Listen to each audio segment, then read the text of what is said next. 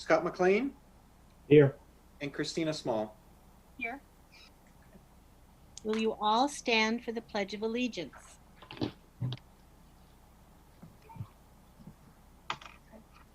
I pledge allegiance to the flag of the United States of America and to the republic for which it stands, one nation, under God, indivisible, with liberty and justice for all. Good job. Thank you very much, Evelyn. Mr. Howell, are there any adjustments to the agenda? There aren't any adjustments, and I just want to say, Evelyn, that was the highlight of my day. So thank you for sharing. That was outstanding. It really was.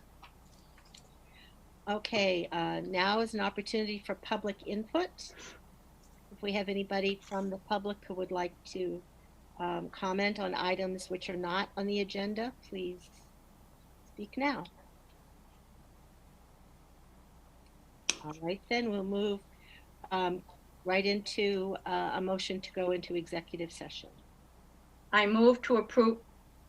I had to make sure I was on. I move to approve going into executive session to consider the possible readmission of a student pursuant to 1 MRSA subsection 405(6)(b).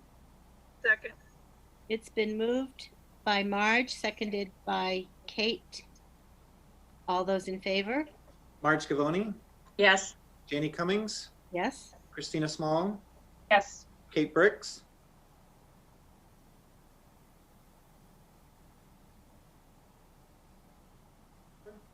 Aye. and Scott McLean. Yay. We are in executive session. And if I can just say for our members of the public, if you, when we log off this meeting, if you log back on, you will be automatically rejoined when we start this portion of the meeting again.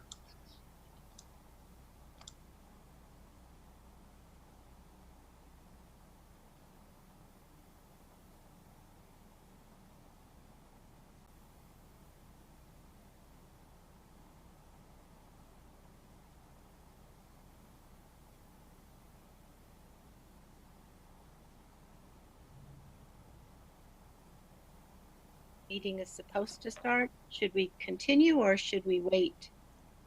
I think probably, Janie, you can go ahead and take your vote and then just do maybe a quick recess. All right. And that'll give me a chance also to connect with Ms. Mishu. Okay. Anna, could you do the motion, please? The long motion, please. I move to approve the student under consideration be readmitted to school and that the superintendent provide the parents with a written summary of the board findings. Second. It's been moved by Anna, seconded by Jenny. All those in favor? Jenny Cummings, Aye. Kate Levier, Yes. Kate Bricks, Yes. Marge Gavoni, Yes. Scott McLean, Yay. Christina Small, Yes. Anna Keeney, Yes. Jenny Butler. Yes. I got everyone right. I think so. Okay. The motion carries. We'll now take a brief break, although we won't go anywhere, so that Mr. Howell can connect with the people he needs to connect with. And we will hope to start right at 6:30.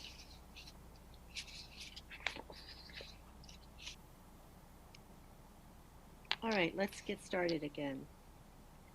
We're now going to have a presentation or an education by Mr. Howell on the COVID relief funds.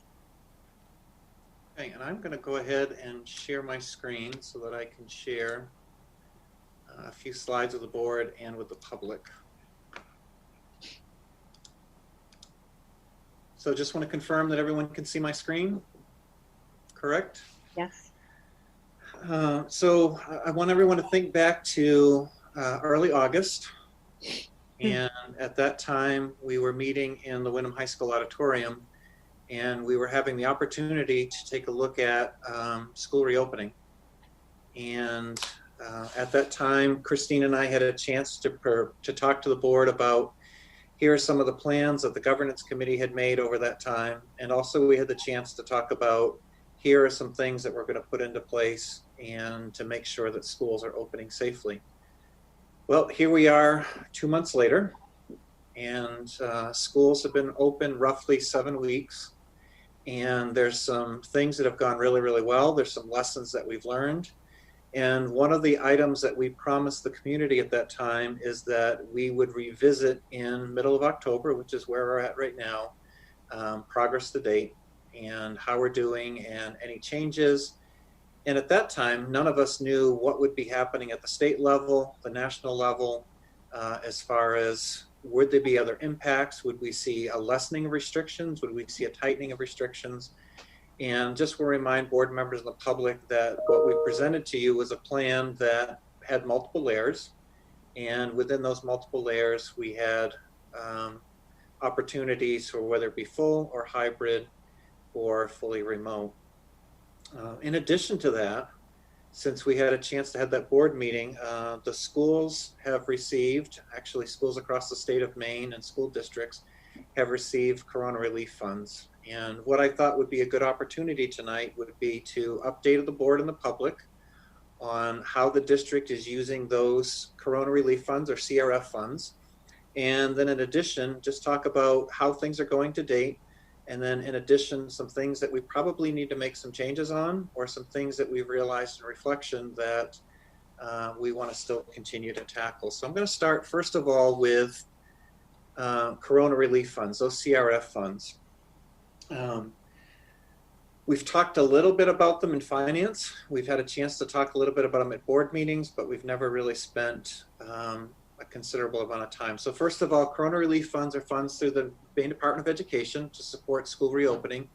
It's been allocated to the district based on student count, and roughly, let's see here, in CRF 1, which we received in mid-September, the district received $2.4 million dedicated towards COVID-related functions and to relief.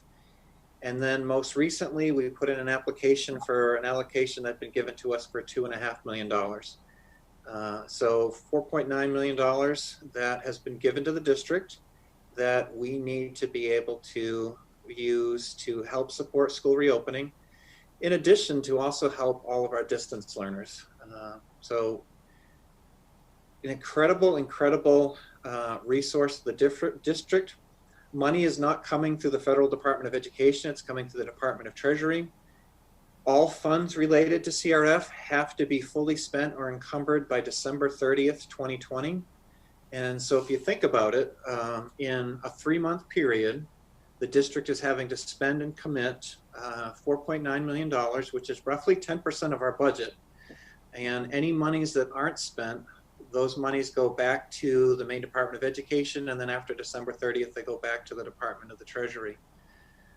Something that's important for the public to know is that thanks to our Commissioner of Education and our Governor, Maine is one of a handful of states that made CRF funds available to school districts. Many other states did not dedicate these funds to opening. They went to businesses and to other entities. And I think the success that school districts had across the state of Maine has been to those allocations that districts have received. So just wanted to update all of you, what have we been doing with some of this money? And there are projects that are underway, and for projects that meet the scopes of board approval, those items will be coming before you. Board members, you probably remember, I think it was probably 3 weeks ago, you had the chance to go ahead and approve a new school bus. That school bus through those relief funds. Something I want to really point out though has to do with our facilities. So of that initial $2.4 million, $1.1 million has gone into school ventilation projects and to outdoor cafeteria spaces, with the majority going to school ventilation. And we have a couple older buildings, Wyndham Primary School and Wyndham Middle School, in which they were designed at a time where not a lot of fresh air was brought into classroom spaces or to common spaces. And so Mr. Hansen has been working with Mechanical Services as well as a couple other HVAC vendors to move as much as possible so that we can get these ventilation projects done. In some cases, Bill has been able to double the amount of fresh air that is entering into classroom spaces and into common spaces to continue to have that air turnover for our students. Additional buses and vans, 235,000. We've bought a school bus. We've bought additional school vans. And in addition, you probably have seen, if you've driven by the Wyndham High School or the Wyndham Central Office for RSU 14, the 2 nutrition vans. And this is something that's new for us. Jeannie is serving actually several thousand meals a week now out of those vans, because our kids that are in full remote still have option to free and reduced hot lunch, just like our kids that are in regular session in the hybrid, and even the kids in hybrid on their off days. So we've been able to buy a couple vans with that. Contracted services, additional substitutes. We've worked to hire dedicated substitutes to buildings. We've tried to hire additional custodians to help with the cleaning. That has been something that's been very, very difficult to do. And in addition, we've been hiring some cleaning services to treat hard surfaces, vans, buses, with an antimicrobial product that helps to keep things cleaner for a long period of time, and so those cleaning services. In addition, through CRF1, we spent money on technology for Zoom accounts, additional iPads for our remote kids, and then those remote instruction needs. And then materials and supplies, 492,000 in additional cleaning supplies and signage. And just for the public, which I think is important to hear, I love numbers.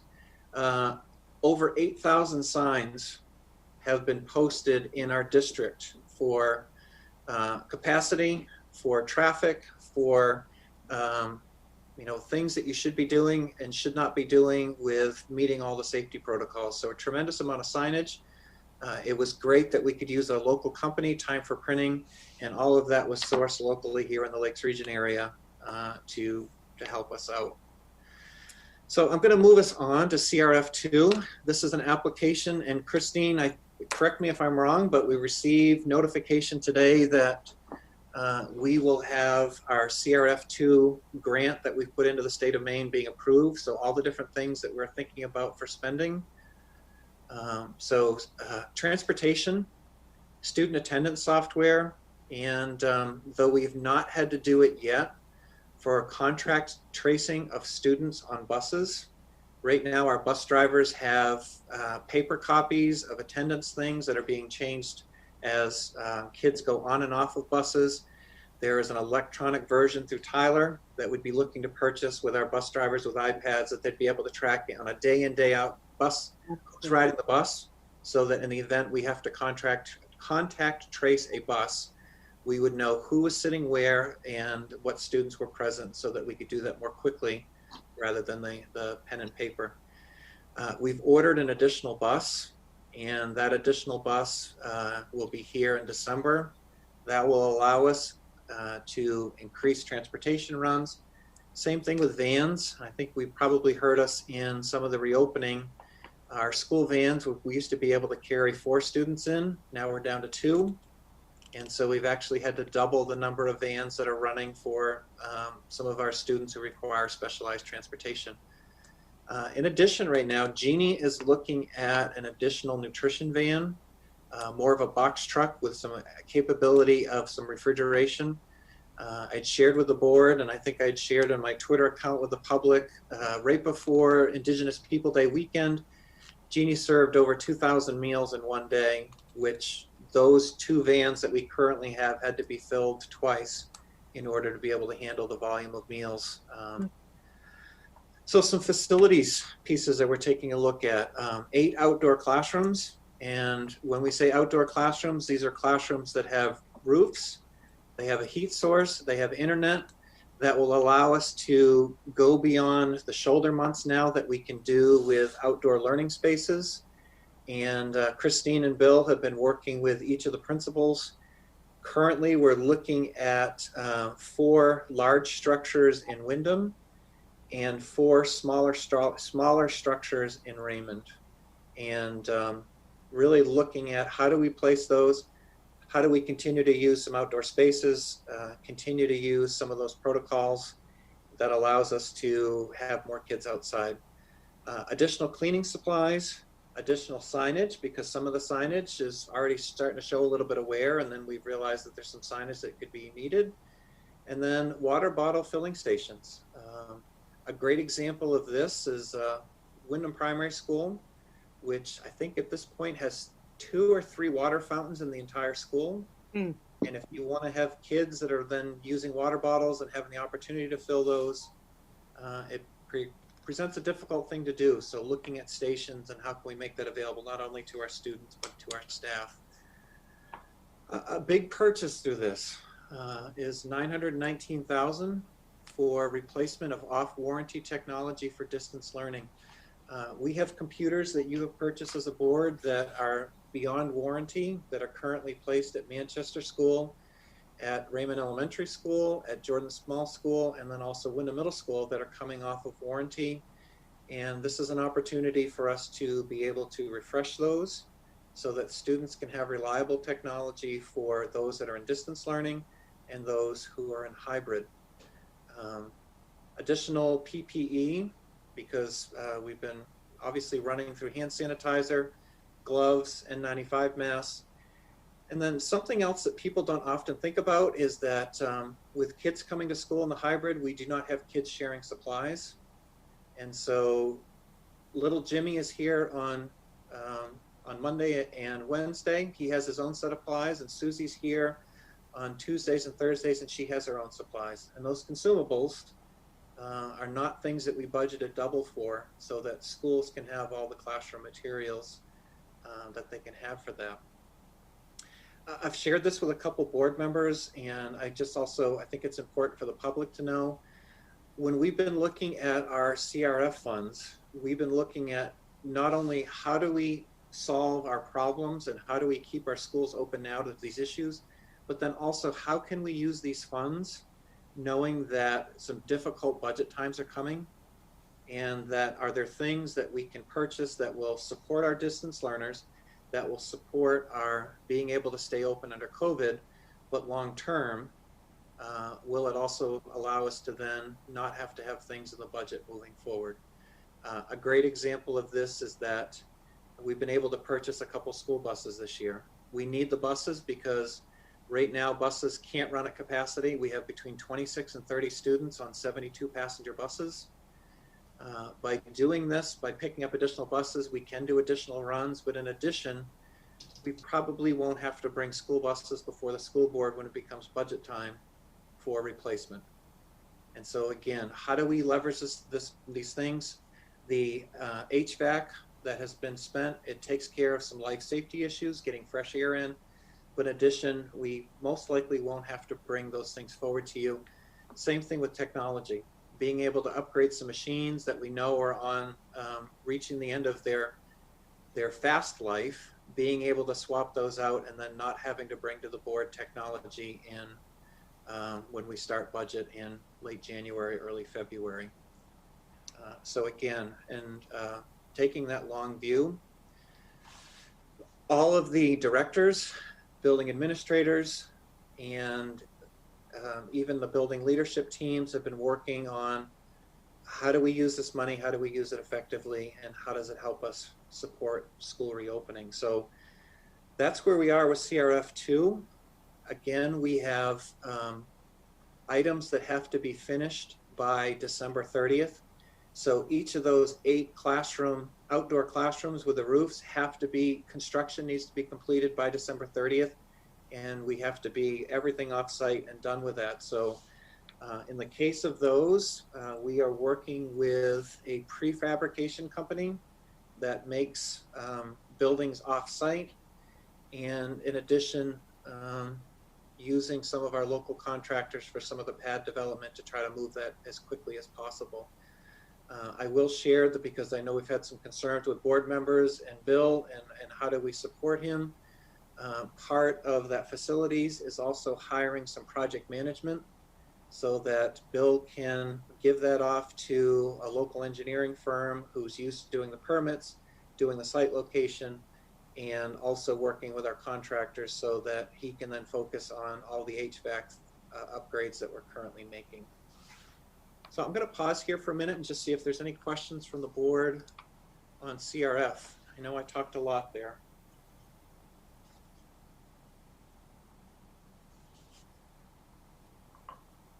Marge? Just one. I know you're going to check to see if there was any way we could get an extension on the second set of funds. No, I guess was a no. That's a no. We've asked. Department of Treasury has a hard deadline of December 30th for when the funds need to be spent. The other messaging we received, Marge, which is Department of Education has done a tremendous amount of work to even have these funds allocated to us. And we should be thankful that we have them and try to spend them to the extent that we can to help our district out. Okay, thank you.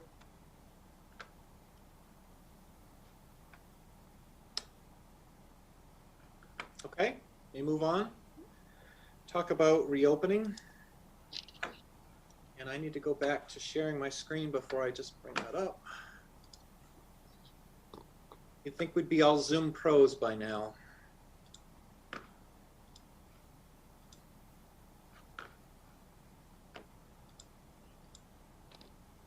Can everyone see that okay?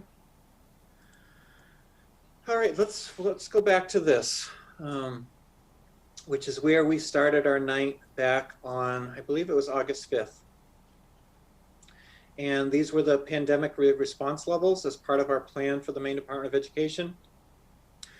We needed to present a plan that allowed for students to be fully distanced, to be fully hybrid or in a hybrid model, and then an on-campus full return.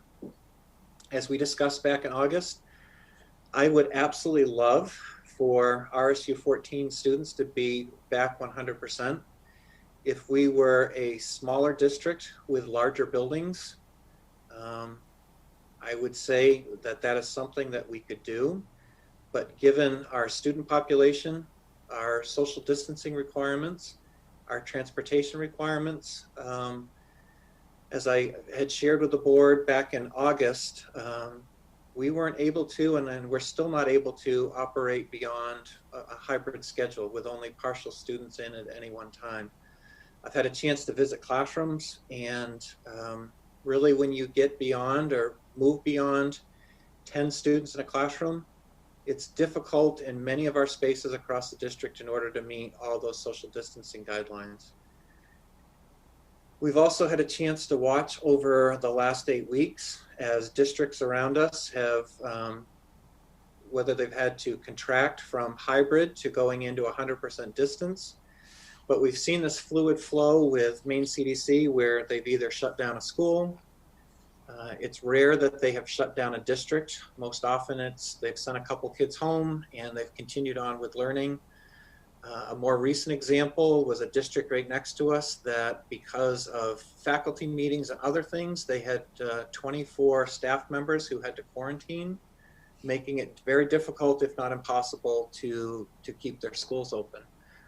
And so in that case, they shut down for a couple days because they couldn't staff because they had 24 staff in quarantine.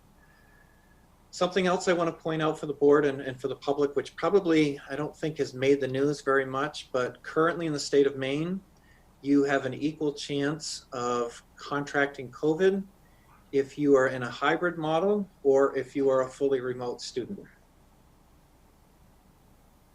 And as we've learned and as we've all watched the news, that many of the COVID cases have actually been coming from whether they be off-campus events or community events, or in the case of the most recent one, the church in Waldo County, but they've not come from schools and transmission that's happening in schools. So I think we should all applaud our schools across the state of Maine for the work they've done in order to keep students safe, to follow all those safety guidelines, and to make sure that students are here and that they're learning. So I'm going to just kind of move on and just give the board an update. So right now, currently in RSU 14, we have 3,124 students. At the onset of this year, if you rolled all the students forward from this year to last year, we would have been at 3,154 students. So we've lost 30 students. 94 students in RSU 14 have enrolled in a homeschool program, which means that they've unenrolled from RSU 14. They are working at their own, either with families combined or with another teacher, but they are no longer enrolled, which also means that they are no longer on our subsidy count.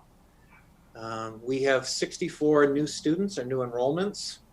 So our net change so far this year is 30 students, which when we received our October 1 counts, when Rita went through and did that, that was a little bit of a surprise. I was actually expecting that we would be down a little bit further. But also remember that 30 fewer students also means 30 fewer students that are being counted for state subsidy. It also means that though we do not have those students now, should things change in the spring or should things fully open, we'll be losing subsidy, but we still need to plan for eventuality of those students coming back. And in the case of the 94 students, I'm assuming at this point that those students will return when things get back to a more normal situation.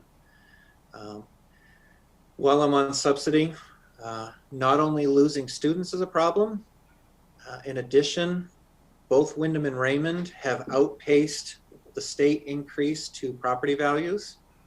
And if you think about our funding formula, it's based on student count and town valuation.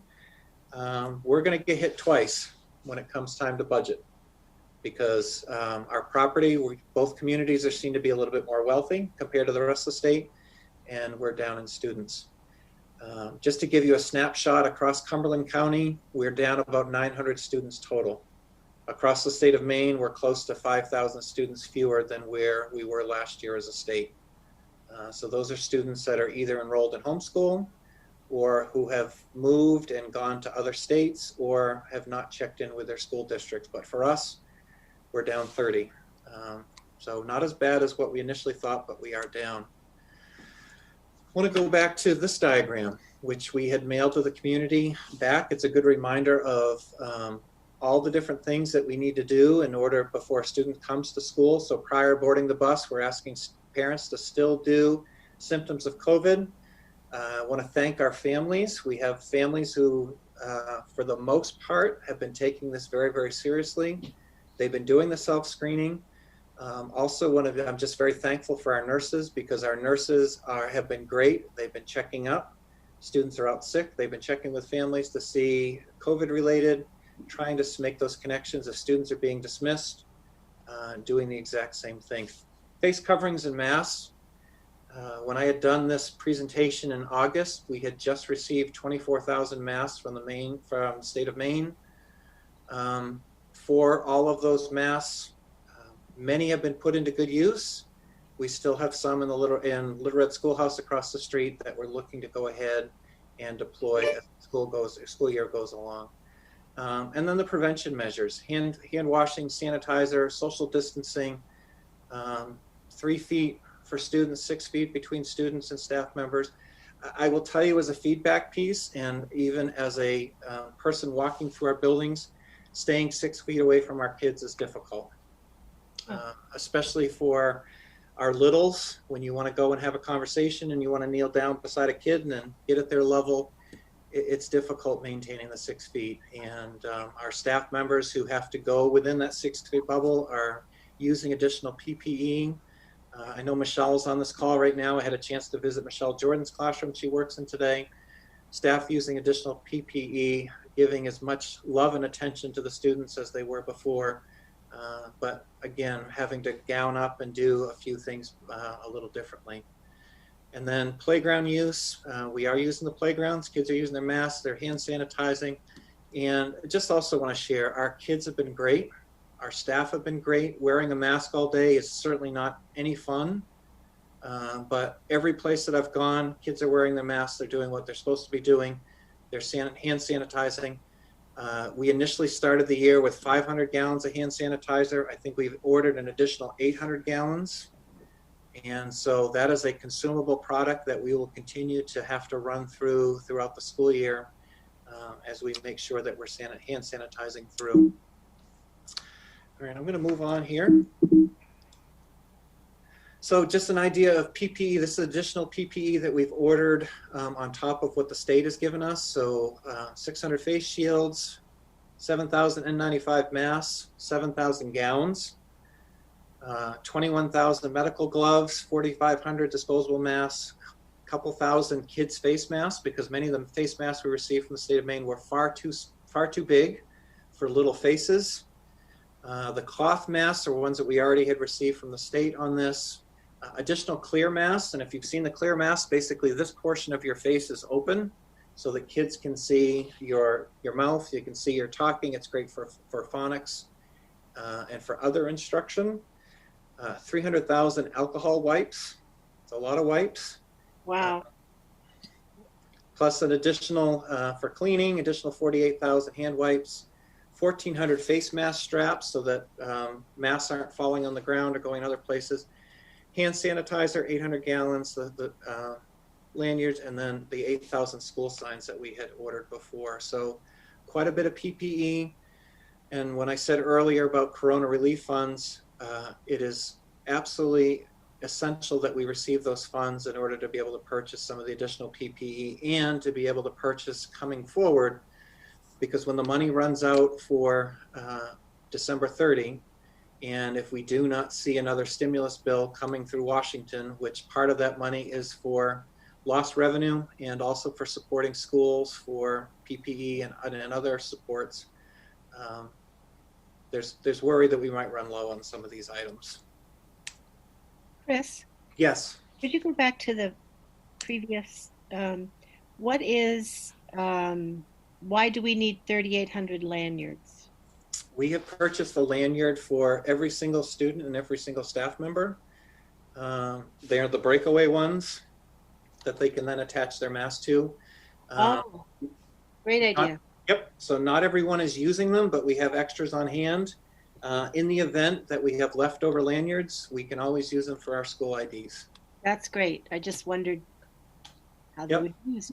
But a great example, you can take your mask and you can attach it to your lanyard, and that way it's not falling on the floor, it's not getting dirty, it's staying That's with you. great. Christina had a question. So this chart here, this PPE, is what you hope will last us through the end of the school year.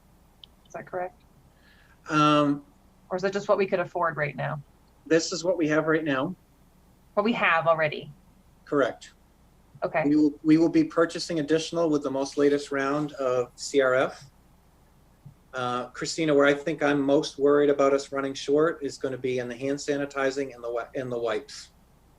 Okay. And obviously, when we started the budget for the current school year that we're in, we didn't budget for these types of things. So if we spend through all that money and then we run out at the end of the school year, what is kind of the procedure around spending the money that we didn't budget for things like this that we would need?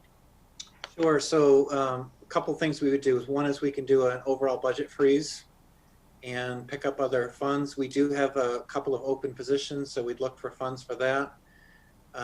Worst case scenario, should we run through all of our funds, we always have the ability to come back to the board and come back to the public to spend reserves.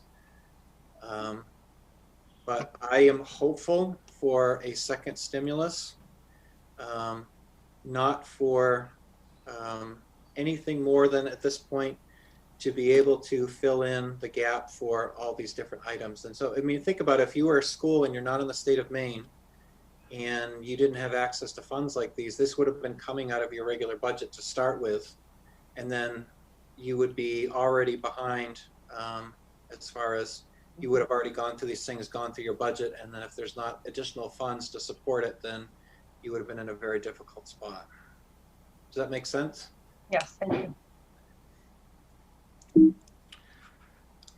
So just going through some other facilities things, the signage, the increased air filtration, through CRF1, over 200 touchless faucets, and touchless faucets that have a 10-year battery life, which is actually amazes me that it will last that long, but so that when you go to wash your hands, you don't have to touch the faucet. You can wash your hands, do that, touch the paper towels, and you can then not have to be touching things. Alcohol-based hand sanitizer provided in all classroom teaching spaces in schools. For years as a district and years for schools, we did not have an alcohol-based hand sanitizer. But since the recommendations have been coming out with greater than 60%, all of the different hand sanitizers in all the different buildings, in the 300 plus classrooms that we have in this district, have all been replaced with that. The water fountains being replaced with touchless water, and says we are creating, we're still in the midst of finalizing these things, medical isolation rooms, anyone not feeling well. All of our buildings have medical isolation spaces. What we're working in the creation is also, to the extent possible, creating negative pressure rooms, which means that air comes in instead of air coming out, and anyone who may be contaminated is not the right word, but anyone who might possibly be sick could be placed in the isolation room. And our nurses have been using our isolation rooms to then prevent further spreading to the rest of the population. Moving on, nutrition. I think all of us saw at the beginning of the year that school lunch was free for breakfast and lunch for any kid. That waiver has now been extended through the entire school year. So any kid in RSU 14 who wants to have a breakfast or a lunch can have that. That does create some serving challenges because cafeteria spaces, when we first presented this, were limited to 50 students. In the governor's stage 4, spaces were allowed to go to either 100 individuals or 50% of the capacity of the space, whatever number was smaller. And so in the case of a cafeteria, and really Windham High School is the only place that has cafeterias large enough to do the 100. Students have to be seated in order to keep the 100. If there's people walking around, you're limited to 50. So just some nuances in that challenge, but again, maintaining that 6 feet of social distance, physical distance while kids are eating. In the case of many of our schools, breakfast is being done as a grab and go and students are having the opportunity in the classroom. Molly's school at Windham High School has the grab and go, and you're doing it in advisory, correct, Molly? Yep, where kids are having a chance to start their day, work with their advisor, and also have breakfast, which it's such a nice gift to have. And as I shared also with the board with nutrition, the waivers that are currently existing in nutrition also allow for the possibility of remote learning days on storm days going into the future. We're still working on that. Students are still required to do proper hand washing, sanitizing, and all food is served to students. It's covered, it's individually wrapped, including the utensils. And so that is creating a lot more recycling waste than what we would have done in the past. But it allows us to be able to keep all of our foods sanitary and contained. And that includes the 2,000 meals that were served last week. All of those were covered, individually wrapped, a tremendous amount of work. Most of you know that have been in the office here, Jeannie and Ryan, Riley being our director of food service, and Ryan Roderick being our chef. Every morning they come in because there's choice for our remote families. Every morning they come in, they print the labels, which get affixed to choice on the kids' food. And then they head over to the kitchens and they're individually wrapping, covering, and doing custom orders for kids in the remote learning setting. Just an amazing, amazing feat of logistics to do that. Transportation. This has been a challenge for us. And as we went to school reopening, and back again, I'll go back to August, where Christine had designed a survey that went out to all families. We created 3,400 different lines of data, asking parents a couple questions. One, did they want to be 100% remote? Did they want to be in a hybrid model? And then also, could they transport their students, and could they reliably transport their students? So that would include, could they do a morning and could they do an afternoon? If anybody watches the reruns of this, because I know we've just got a couple people watching tonight, I am just very, very thankful to all of our families in the community who have agreed to drive their students, because without you doing that, we would not have been able to open to the level that we're open at. We have 2,800 students that are in remote, roughly doing 1,400 a day, 22 buses at 60 kids, or not 60 kids, at 30 kids is only gives us 600 some odd seats in a run. Elementary run, secondary run, that's only 1,200. There's a gap there of a couple hundred kids. And so thankful to those families to be able to help us out. So currently on our buses, students currently assigned per row, seat directly behind the drivers remaining open. We are taking attendance on our buses. That is not only to make sure that we have the proper capacity to pick up our students. In addition, it's for contact tracing. We're able to go a little bit beyond the 1 student per seat when we have families sitting together. So we have roughly 26 to 30 students per bus. And just to also speak to the community, many of you have probably seen buses going through both communities that seem empty. They drive by and there's a few students. So a couple things are going on there. One is that the bus that runs between Primary to Manchester and Manchester to Primary, they do opposite drop-offs. If you have only 26 kids on the bus and 13 get off at Primary or 13 get off at Manchester, that leaves, when you only have 10 to 13 kids on a bus that's designed for 72 people, it looks pretty empty when it goes by. We do have some buses running at capacity, and we have buses in Raymond that could definitely take extra students. And so it's kind of a mix, depending upon where we're picking up. Some of the daycares have been a challenge just because we have a number of concentration of students that are there. And so looking at, do we have enough space on the bus? If a student has indicated that they need transportation, we have reserved a seat for them. And I've shared this with the board before. We run the equivalent every single day from Portland, Maine, or Windham, Maine, Raymond, Maine to Houston, Texas, and mileage when we do our transportation. A day has a different route than B day. And the logistics that our transportation department did, but again, 50% capacity.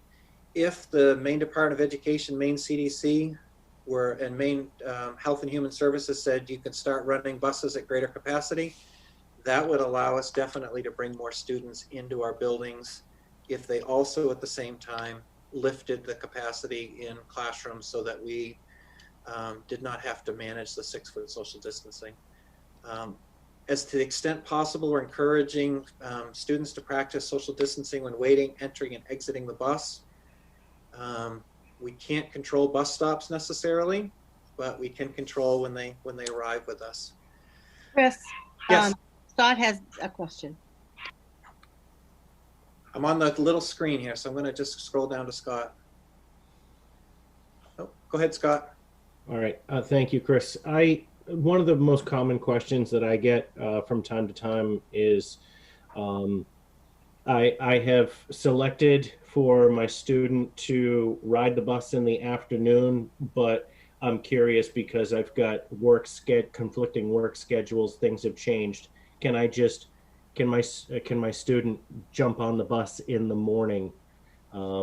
So can you speak to that a little bit? Is that morning slot reserved for that student as well?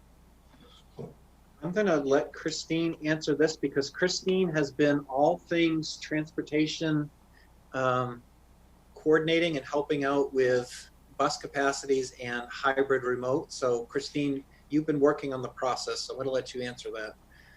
So in some cases, Scott, yes, it depends. In some situations, students are only AM runs, some are both AM, PM, some are just PM. And so it warrants a call to transportation to see if they can accommodate. Okay. Typically, if a student is on the bus, they slotted them for both AM and PM, whether they ride both ways or not. But that slot is typically held for that child for both runs. Ah, okay. That does answer my question. All right, perfect. I'm going to put Lily on the bus tomorrow morning then.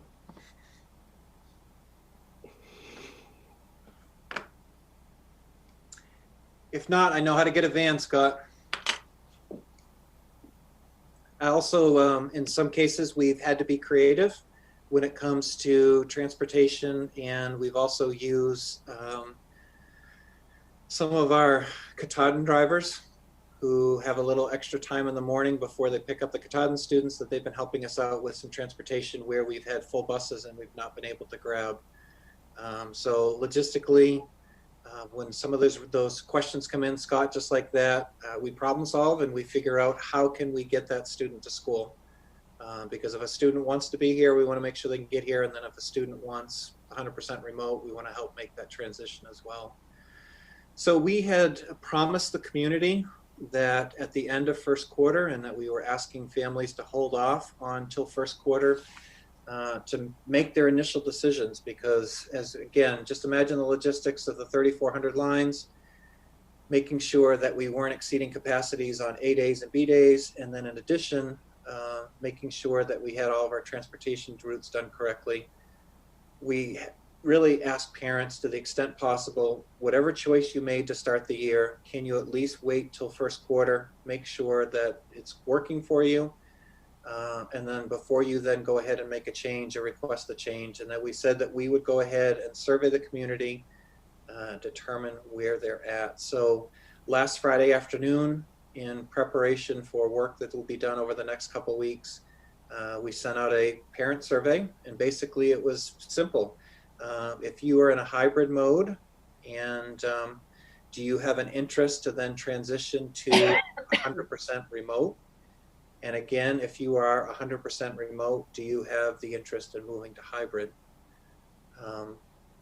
Reminder for all of you in the remote team or on the remote teams, we have 442 students that are participating in full remote learning that are being served by 25 plus staff members who are 100% and who are meeting their needs.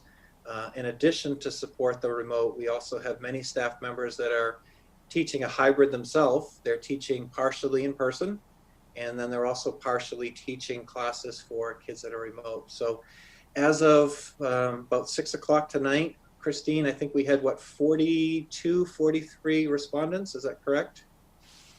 We have 46 people at this time that are requesting the change. And Christine, do you want to go over the results thus far? Sure, and Chris, I wonder if you give me screen sharing, Yep. I can help people who need that visual. Okay, and we don't have names on that, correct? We do not. Perfect, let me give you, Scott, put your hand down. I can do it for you too, Scott. All right, here we go. We're gonna make you co-host, Christine.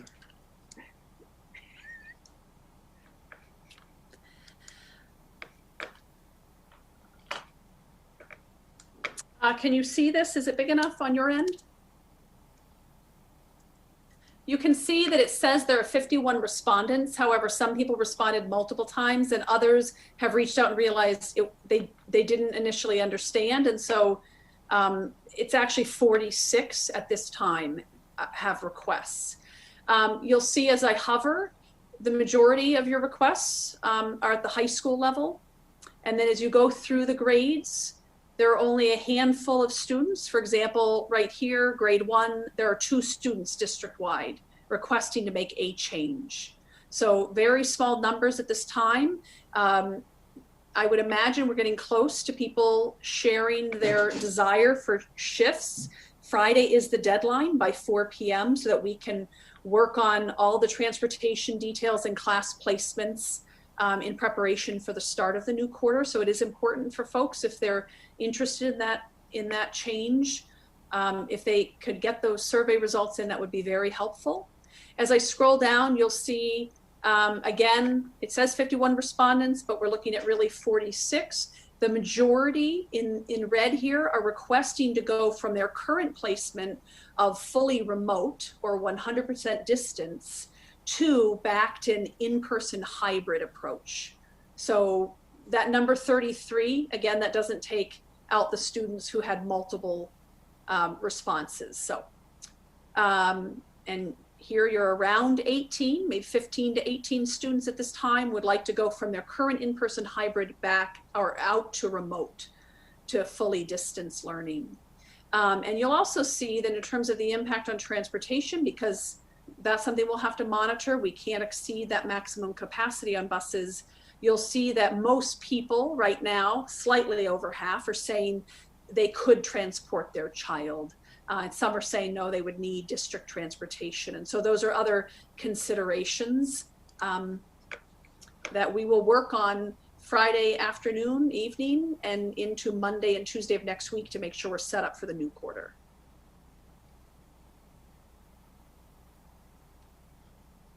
So some additional things that we're continuing to work on, and I won't go back to the slide deck. We'll just do it this way. One is we're looking at the remote day on Fridays, trying to increase the amount of instruction that's happening on that remote day, and looking at the type of activities that are happening then, and looking at for opportunities for connections. And so each of our buildings are working on some plans that we'll be sharing with a team next time that we meet, and then working with the public to look at what's happening on those Fridays. What's been interesting on the hybrid remote days is that there has been a mix of feedback on the hybrid remote days where some families are saying that the amount of work that they're receiving is too much, and some families have been saying that the amount of work they've been receiving is too little. And so many of our leadership teams at the middle and high school level and elementary as well, looking at how to create a good balance of work for families on those days where students are not attending in person. In the buildings, some good things that have been coming out of this, and I've had a chance, I've been working on goal setting with all the principals. Some things that I've heard is that number one is behavior issues across all of the buildings are down. That when students are in school, that students are doing what they need to be doing. They're paying attention. They're working through the activities that are there. Sometimes it's hard to get yourself into trouble when you have to social distance from peers, when you have to be 6 feet away. And so that's the component. I would welcome any of the school board members who want to take a walk through the buildings with me. It's very quiet than what we're used to as far as the energy and the buzz. But again, attendance has been hovering right around 95, 96% for average daily attendance. Wow. So that individuals who should be there are there. We continue to work on our protocols for when we have the possibility of a case, so that someone is showing symptoms. We're working through the protocols as far as making sure that they are getting their tests, making sure that they're showing all of the documentation that they need to do, and then working to support families through that process, that if they do need to go get a COVID test, how do they do that? The state of Maine has done some priority for educators, but not necessarily for families for COVID tests. And so we do know for some of our families that it can take quite a while in order for them to be able to receive that COVID test. So a lot of planning, and the discussion that I've been having with all the principals is, now that we've opened and now that we're at, how do we increase the amount of instructional time for all of our students? Because this is not a place where I think any of us are satisfied with where we're at. Yes, we've opened. Yes, we've done the things that we've done. But again, how do we increase this? I don't know if this year we'll have the opportunity to open fully in person. I don't know if that's a possibility. I don't know if we'll see a vaccine this year. I don't know if the social distancing guidelines and other health and safety guidelines will be lifted to a level that we're at. Not much has changed across the state of Maine that would then say that we are moving anywhere from being able to be in a hybrid model at this time. We are not in a level to go green. We do not have the additional space. We do not have the additional transportation capacity.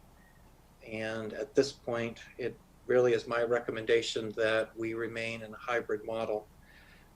One suggestion that I want to make, though, and want to do to the board, and it doesn't require a calendar change, but it does require a procedural change and some notification to our families, is that the Monday holidays are hurting us.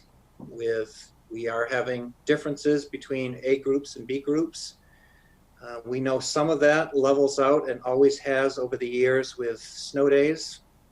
But whether or not we can do a snow day or whether or not a remote day will happen or not, we can't necessarily count on that. We do know that we get some changes with that, but the board received an amended calendar which had A days and B days throughout January. What I would also like to do is, and again, it doesn't require a calendar change because it's a school day, but making, I've got the calendar right in front of me. All right, this is, there we go. Making January 22nd, which is scheduled, it's a Friday, but making that an A day to help us catch up a little bit. That will give enough notice to our families. I know some concerns that were shared in August with people wanting to have days as days, but being able to notify families now that that day, the 22nd, would be an A day so that we can start to equalize those. You also see in the calendar, board members, that you have in front of you, we've not published it to the public yet, but how that A and B day structure would run through that January holiday, that Martin Luther King week.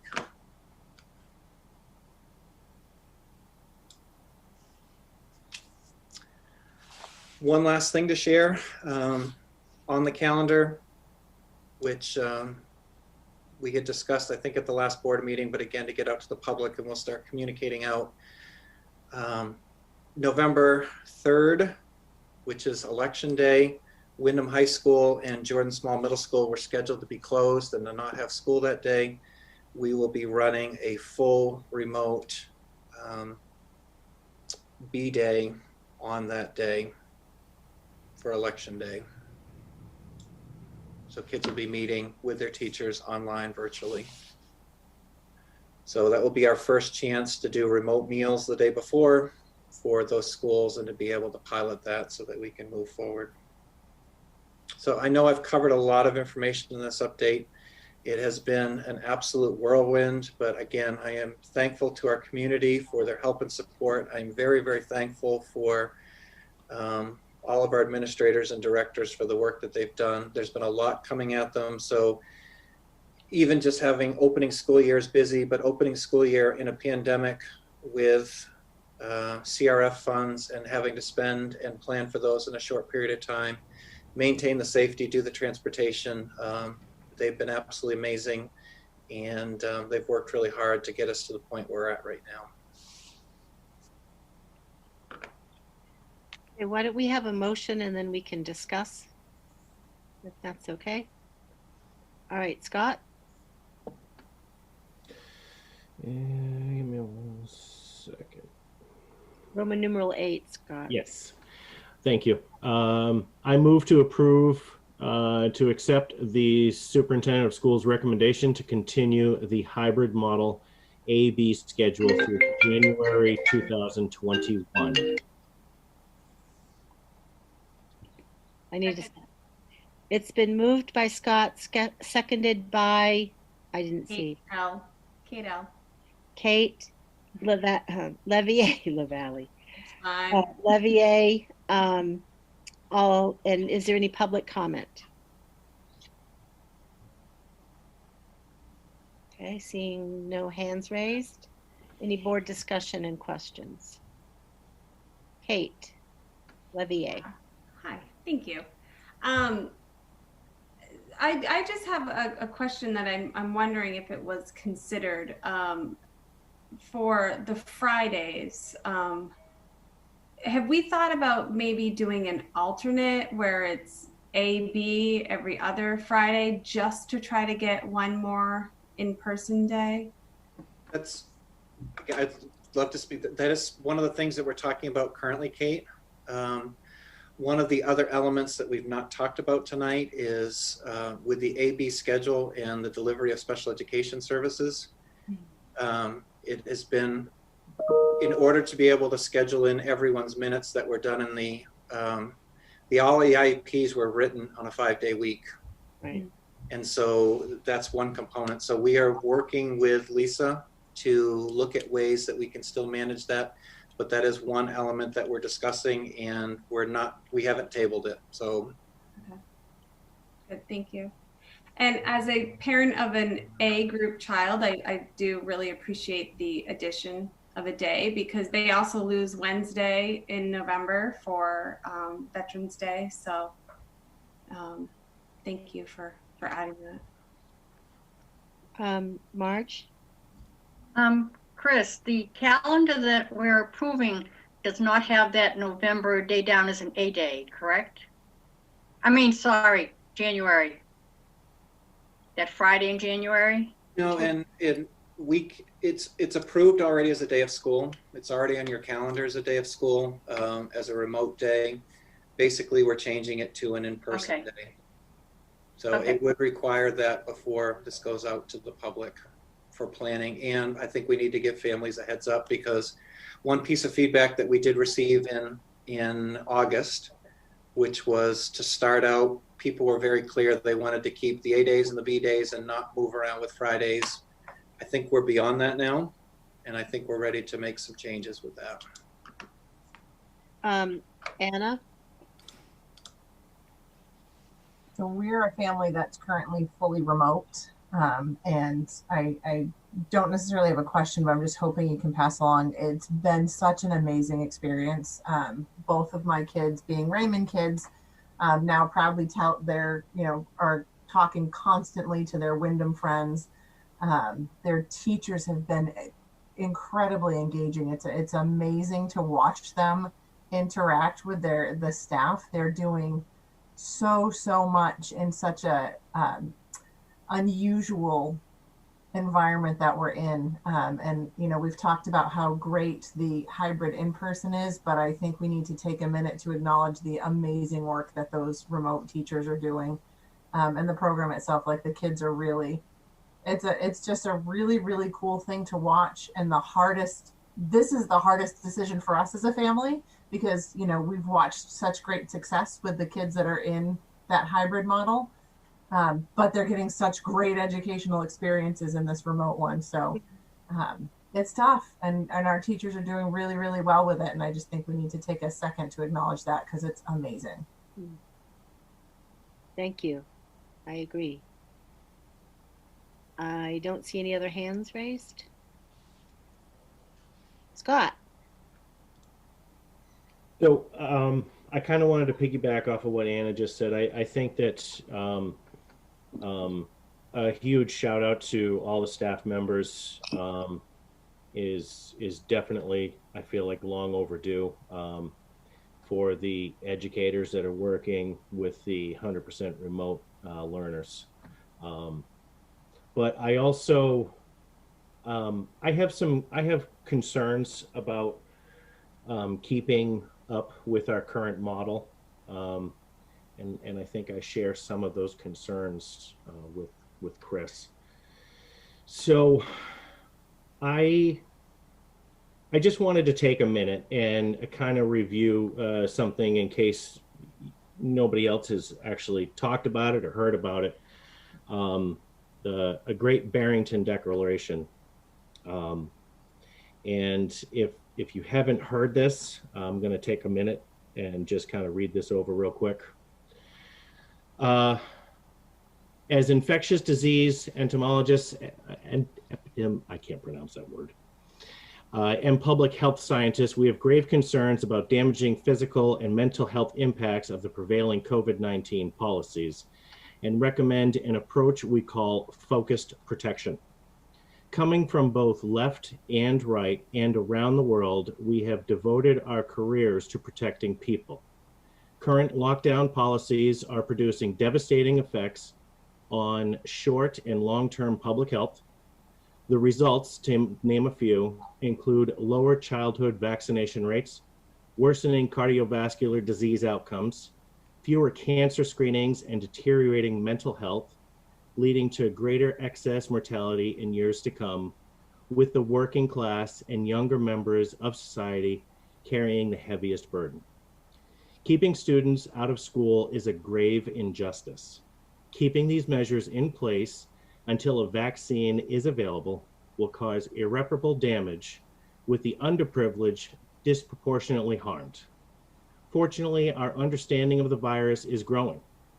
We know that vulnerability to death from COVID-19 is more than 1,000-fold higher in the old and infirm than the young. Indeed, for children, COVID-19 is less dangerous than many other harms, including influenza. As immunity builds in the population, the risk of infection to all, including the vulnerable, falls. We know that populations will eventually reach herd immunity, i.e., the point at which the rate of new infections is stable, and that this can be assisted by, but is not dependent upon, a vaccine. Our goal should therefore be to minimize mortality and social harm until we reach herd immunity. Most compassionate approach that balances the risk and benefits of reaching herd immunity is to allow those who are at minimal risk of death to live their lives normally, to build up immunity to the virus through natural infection, while better protecting those who are at a higher risk. We call this focused protection. Adopting measures to protect the vulnerable should be the central aim at public health responses to COVID-19. By way of example, nursing homes should use staff with acquired immunity and perform frequent PCR testing of other staff and all visitors. Staff rotation should be minimized. Retired people living at home should have groceries and other essentials delivered to their home. When possible, they should meet family members outside rather than inside. A comprehensive and detailed list of measures, including approaches to multi-generational households, can be implemented and is well within the scope of compatibility of public health professionals. Those who are not vulnerable should immediately be allowed to resume life as normal.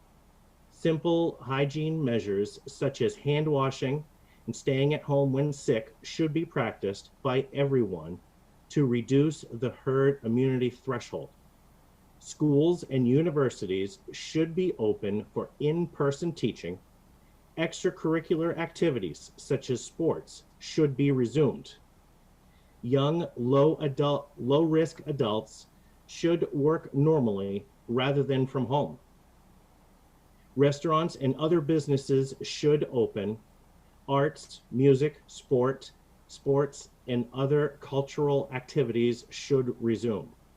People who are at more risk may participate if they wish, while society as a whole enjoys the protection conferred upon the vulnerable by those who have built up herd immunity. On October 4th, 2020, this declaration was authored and signed in Great Barrington, United States by, and they list four or five doctors. As of, I believe it was Friday, there are over 10,000 scientists that have signed this declaration. Now, I know that I'm kind of barking up a tree. We have a limitation that is set forth by the governor. So I am going to vote in recommendation of Mr. Howells to continue, but please note that I'm not a fan of it, as he had stated. I wish that we were much further along in this. So thank you for allowing me to take a few minutes. Thank you, Scott. Does anybody else want to just have anything to discuss? Okay, then let's vote. So Scott McLean? Sorry, what? Scott. we're asking you to vote on the A-B schedule. Yes, yay. Kate Levier? Yes. Kate Bricks? Yes. Jenny Butler? Yes. Marge Gavoni? Yes. Christina Small? Yes. Anna Keeney? Yes. Pete Hensler? Aye. Danny Cummings, aye. Sorry, Jenny. My boxes just moved around, so not everyone was in the same spot. Okay, the motion carries. So now we'll have the professional development workshop updates. Chris and Christine are going to present about that. I would like to say first, though, that I attended 2 of the presentations, and they were very, very good. One was Becca Cole and James, can't remember, Ford. James Ford, and Becca was just terrific, and the information was wonderful. And Lawrence Alexander, the keynote was also just wonderful. So thanks. I just wanted to say that. Thank you, Janie. Chris, do you want me to jump Yeah, in? go ahead, Christine. So October 9th, Friday, a couple Fridays ago, we spent a number of hours engaged with over 400 RSU 14 staff members in a series of sessions. Lawrence Alexander kicked it off with a keynote around equity, inclusion, and social justice, and pushing educators to think deeply about curriculum and our work in schools to support all students and reach that vision of success for all, and examine their experiences very deeply. So he did a wonderful job. Educators then transitioned into thinking about implicit bias and equity versus equality. And Becca Cole and James Ford did a nice job of engaging educators and sparking rich discussion and a lot of reflection. And then they had their choice sessions following lunch. So we had, as I told you about earlier, we had a session on mental illness and destigmatizing mental illness. One around social emotional learning and trauma-informed practices. We had one that was focused on understanding and supporting gender diversity in schools and gender equity.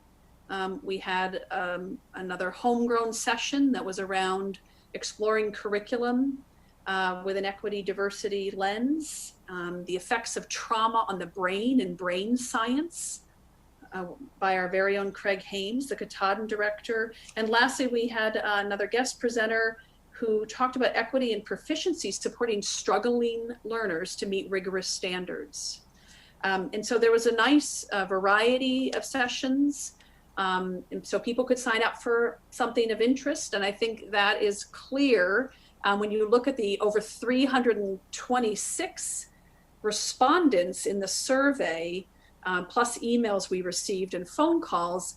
A lot of people felt moved to provide us with feedback and lots of wonderful comments and things from enjoying the knowledge in the session and really grateful that the RSU spent time delving into these topics and this discussion. I'll just share a few comments with you, starting with Lawrence's session, the keynote speaker, who we were really fortunate to have join us. Someone said, really eye-opening presentation that is appropriate with current happenings. Good ideas and suggestions on how to model language that provokes racial equity and justice. Thank you for making this a priority in RSU 14. And I could share hundreds of comments with you, some that push us to really think about next steps, people wanting to see real intentional efforts, short and long-term goals that align with this work. And so the folks that we have over 20 participants in the Cultural Competence Institute that's happening statewide, over 30 school districts across the state of Maine, and well over 400 participants across the state, joined together this week for our second session. Lawrence is also working with Maine school leaders to lead that work.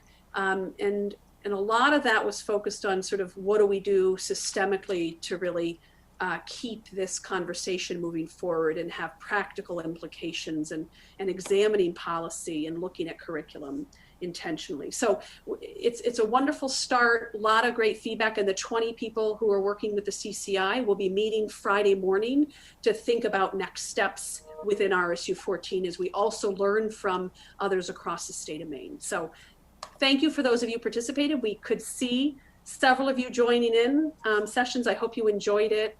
as much as we did, and we're happy to keep the work moving forward. Chris, do you have anything you want to add, or I thought No, that I was just great. want to say thank you to the SEL team and to Christine Burtonay and to Christine Hessler and to Lisa Garneau, to all those team members for putting together what actually was what would have been a professional conference that people would have paid to actually go and attend. It was outstanding to see Lawrence. What actually I think I enjoyed the most was having 400 plus people on a Zoom call for our school district and having them have a chance to interact with him, to interact through comment, and to be able to share how this work would apply to them in the classroom. And it was an absolutely amazing day. And it was a great kickoff to some of the work that's being done to address equity and diversity and really getting back to our motto of success for all, our mission. Thanks. Christina, could I have a motion about the policy KLGA? I move to approve the second reading of policy KLGA, school resource officer presence in the schools. Second. It's been moved by Christina, seconded by Marge. Public comment? Board discussion? All those in favor? Scott McLean, Yay. Kate Levier, Yes.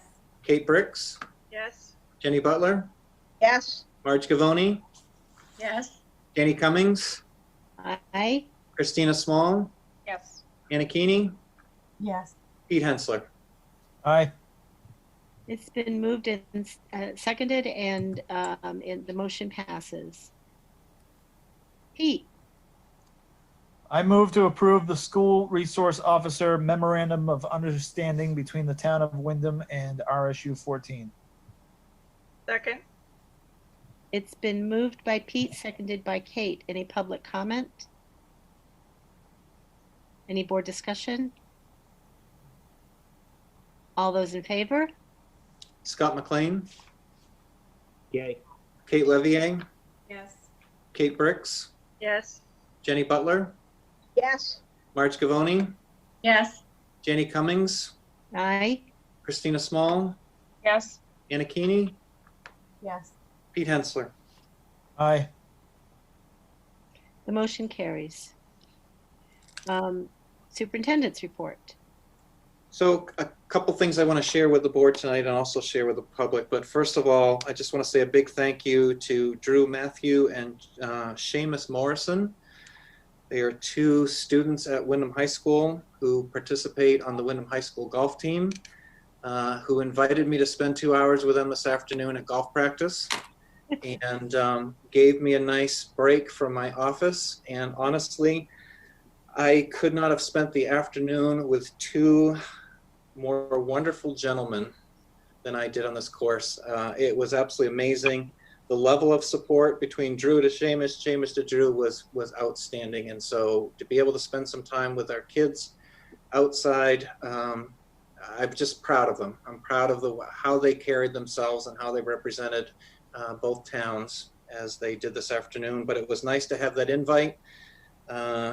Just want to share, it was a scramble format. We were -5, and yes, I did contribute to that score. So very, very, very thankful for that. But on a more serious note, we have a very serious vote that's going to be coming up on November 3rd.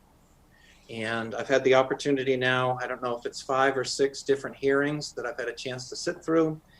And this is going to be an opportunity for the public in Raymond to vote whether or not they want to continue on in the RSU. And I thought just in the couple of minutes I have for my superintendent's report that I could get out some information from the RSU based upon information that I've heard in those hearings, because I think it's important as people make that decision that they have the correct information and that they can make an informed choice as to what's happening. So first of all, over the course of the RSU, and the RSU was born on July 1st, 2009. The budget in Raymond has actually gone up an average of 2.85%. It's been reported in the public that it's been 4.6%. those are previous year's budgets. Those weren't actually the historical component. So just to make sure that that information is correct, it's been 2.85% over the last 11 years. In addition, I want to also share that the cost sharing formula, which has been a point of discussion between the two communities, and it's been quite it's been discussed quite frequently throughout all the different hearings. The cost sharing formula only applies to the amount that's over essential programs and services as far as what the state dictates. I've been in recent meetings where it's been reported that Raymond is paying 36% of the RSU budget. That's not in fact the case, because the RSU budget is $50 million. Raymond's paying $10.7 million. 10.7 of 50 million is around 20%.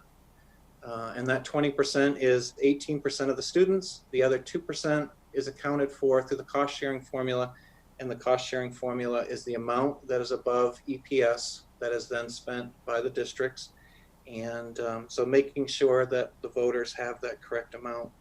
There's been a couple things that have been cited, one of which has been in the hearings, one of which has been the transportation facility. The transportation facility, the shared maintenance facility, the town of Windham started renting facilities from the town, or excuse me, the Windham School Department started renting facilities from the town of Windham in 1981.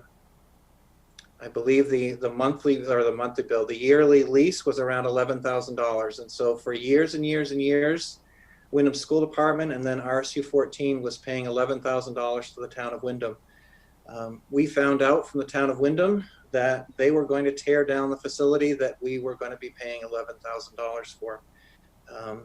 So the RSU had two choices. One is look at partnering with the town of Windham, who was looking to build a facility, who had the space to do that, or to go do a facility on their own.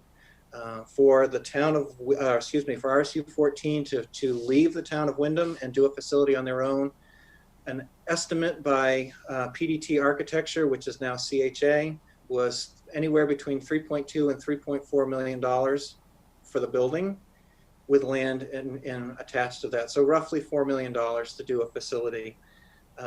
Currently, as all the board members here are actually part of that, the agreement that was done with the town of Windham, our portion of that facility is $2.25 million. So decision making behind that, do you pay $2.25 million or do you pay $4 million? And do you do a shared facility or do you increase what's going on to taxpayers? So that's something that's been discussed. I just want to make sure people have the correct information about that. Also, the portables. That's been an item that's been discussed, portables at Windham Middle School. The Maine Department of Education has a program for districts that buy portables. And the RSU is receiving direct subsidy back for the cost of those portables. So over time, those portables are being paid for by the state of Maine. What the district had to actually go ahead and purchase were all the site work and all the connections and pieces, but the portables themselves are being taken care of by subsidy. In addition, the transportation facility, because it's a cost we incur, is going into our subsidy. So there are elements there that are attached. There were questions at the time, and I know there's been many heated questions over time about whether or not Windham school board members were going to close a school in Raymond. And those discussions have been going on, and they came to a head, I think, in 2015. Right after that, the portables were built. If you want to, or if you have a bubble of school, and I say a bubble of school, you have more sixth graders than usual. All of those sixth graders don't live in the same neighborhood. I wish they did, because it would make transportation a whole lot easier.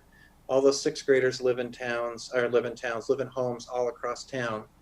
And so when you look at moving just particular grade level, it's almost impossible, because in fact, you end up with a less efficient system where you have students that live all the way across on one side of town being transported by the school they'd go to then end up at their final school. So the decision was made to go to portables, and I believe it was the right decision by the RSU 14 board at that time to go in that direction to make sure that things were taken care of. Raymond taxpayers have been presented with a budget.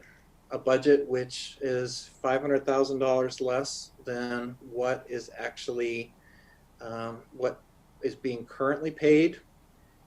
There are elements of that budget. That budget is a maintenance budget. That budget does not include things that would move the district forward. It does not include capital plans. It basically takes the existing facilities and just assumes that nothing's going to happen to them in the future and they will continue forward that way.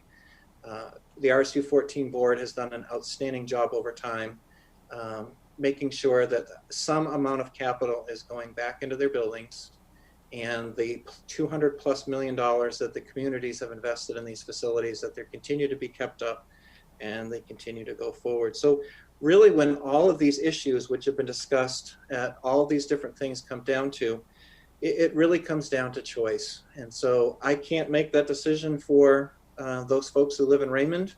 That's a choice that they need to make. Just understand that if Raymond chooses to leave on November 3rd, there will be the process of electing a school board, selecting a superintendent, doing a budget, negotiating support staff contracts and teacher contracts all before July 1. Which is a tremendous thing to do if you had a regular year to do that in the midst of a pandemic. So it's going to be some challenges. I would just offer out to the community members, if anyone has questions about impact of withdrawal, I would be more than happy to have a one-on-one phone conversation or whatever. But I thought it would be important just to take a couple minutes and to share all of these different items, just so that the community has, from the RSU's perspective and what I've heard, here's the reasoning behind some of these decisions, but then also here are some of the factual budget things. And if you would like to look at those items, all of our financials are on our website. Under board, look under financials. All of our budgets are there. The historical documents are there. Make your own decision based on that. But again, this really becomes a choice of developing your own board or continuing out of the RSU 14 board. So just thank you for indulging me with a few minutes tonight to just go over those facts. Thank you, Chris. That was terrific. Okay, I would entertain a motion to adjourn. I didn't ask anybody to do it because I always have lots of people who want to adjourn. So I move to adjourn. Second. It's been moved by Scott, seconded by Marge. All those in favor? Scott McLean, Okay. Kate Levier, Yes. Kate Bricks, Yes. Jenny Butler, Yes. Marge Cavoni, Yes. Janie Cummings, Aye. Christina Small, Yes. Anna Keeney, Yes. Pete Hensler. Aye. We are adjourned. See you in 2 weeks.